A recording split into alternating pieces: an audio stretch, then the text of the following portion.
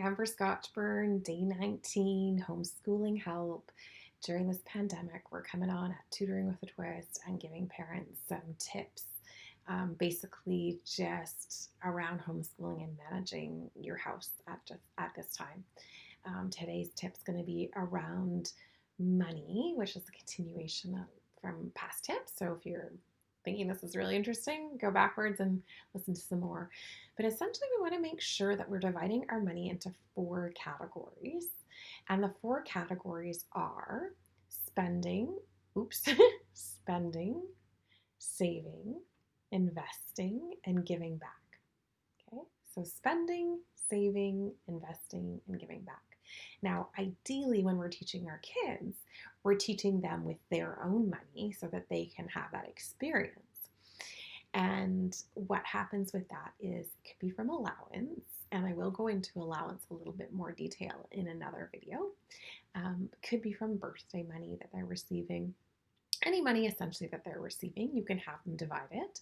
You can decide on your percentages. So in our household, we did of the 100%, we did, I think it was a 40% spending, 40% saving, and then 10% investing, 10% giving back.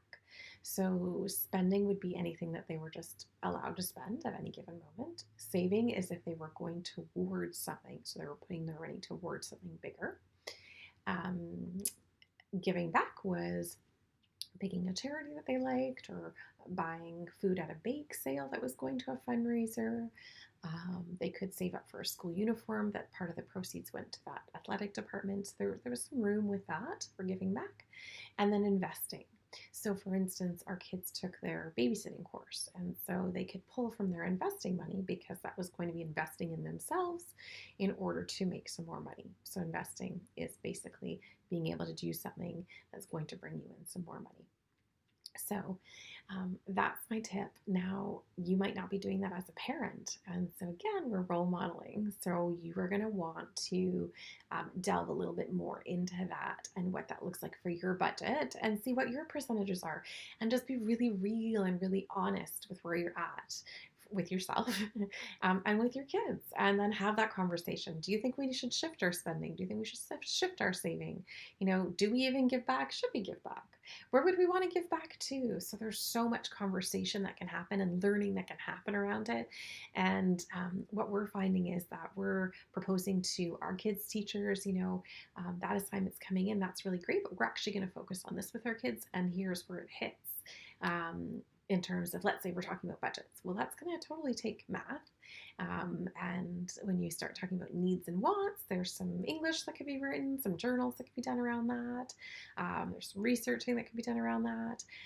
And so, just be really going with what's going to work for your house and or do that as an additional piece. But again, you're going to want to look at your own budget and how you're dividing it. Be real and honest and have conversations with your kids. And then you're going to want to teach them how to do it. That was day 19. Just had to check my notes. Amber Scotchburn, Tutoring with a Twist. Thanks so much.